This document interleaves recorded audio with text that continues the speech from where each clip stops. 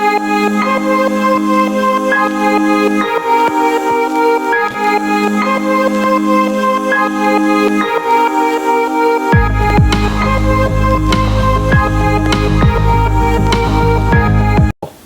online right now, and I'm trying to say, crazy attracts crazy. Just text her and I said thank you.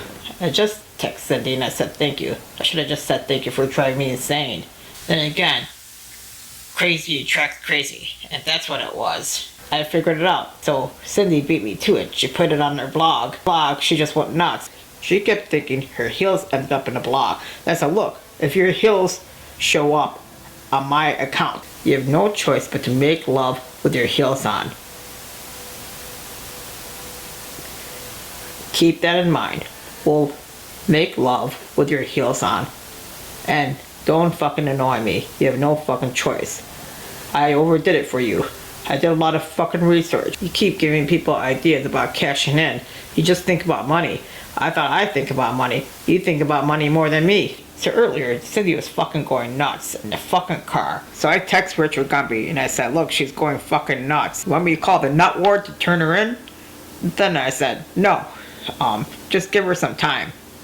Gosh, she fucking drove me crazy. She was worried about her fucking blog. Then I said, look, I'll take care of her like a real fucking man. I'm a real man, so I know what to fucking do. Huh. She was stressed out, even though we went out for a car ride. She kept telling me which way to go. Like my father used to say years ago, people are in a hurry, but they're not sure where they're going. My father was right all along. They are in a hurry, but they're not sure where they're fucking going. Stressed out and out of her fucking mind. Nervous and crazy. So I barely ate today, but I need to be a football star like the fucking games I watch. She's worried about perfection and she's fucking nuts. I keep thinking nutty people are just nutty people. She's just fucking nuts. She's totally fucking whacked out. She drove me out of my mind. I barely fucking ate today. I feel like a fucking crazy person without fucking food. She thinks her mini skirt showed up in a blog. Why would her mini skirt show up in a fucking blog? She was so fucking worried about it. She has a one-track mind. Then I contacted a business associate earlier and I said, look, Cindy's going insane. She drove me insane. That's what love could do to you. Gosh, she's like out of her fucking mind. Every time I'm eating food, she says, stop chewing your food that way. So she tries to imitate everything I say. When we're together, this time around, we may have chicken deboned. I got a lot of extra food from the Italian mob to fucking give it to Cindy. She's beautiful and she drives me out of my mind. Stressed out, crazy, and good looking. While I was sitting in the fucking car, trying to help her out, I called up one of my business associates and I said, look, Cindy needs therapy. She's driving me fucking nuts. You should just be the Facebook therapist.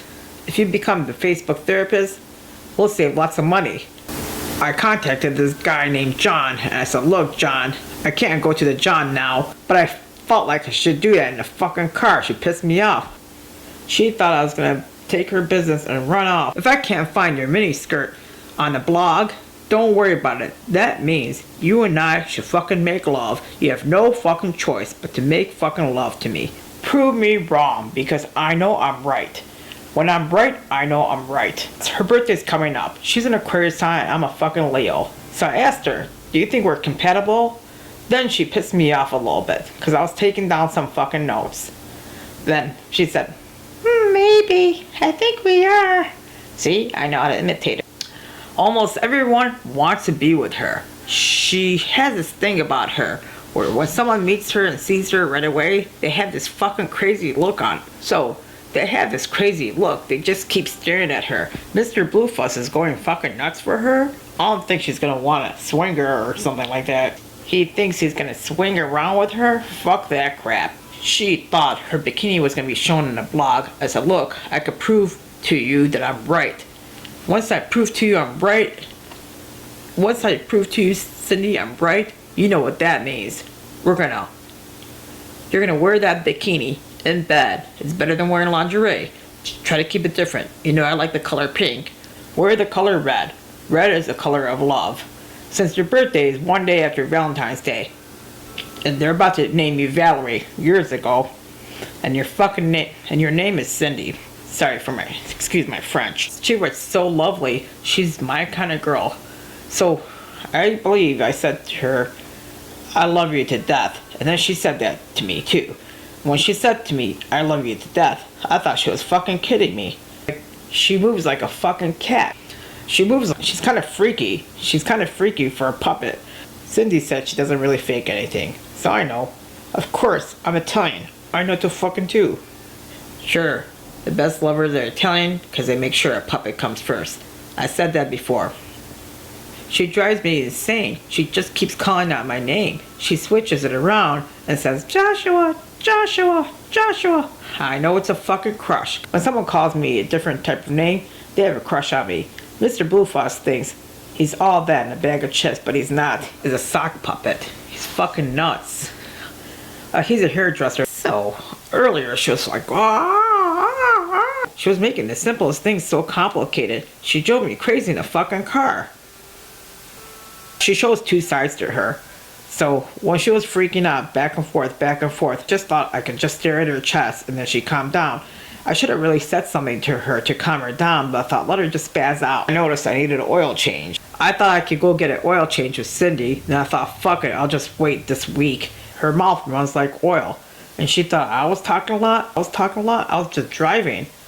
And when I'm not talking, I was quiet for a while. She's like, you were driving, you were talking too much. When we got married in Vegas, she's like, oh, there was no ring, but it's okay. Because of the COVID-19, we didn't have to worry about the fucking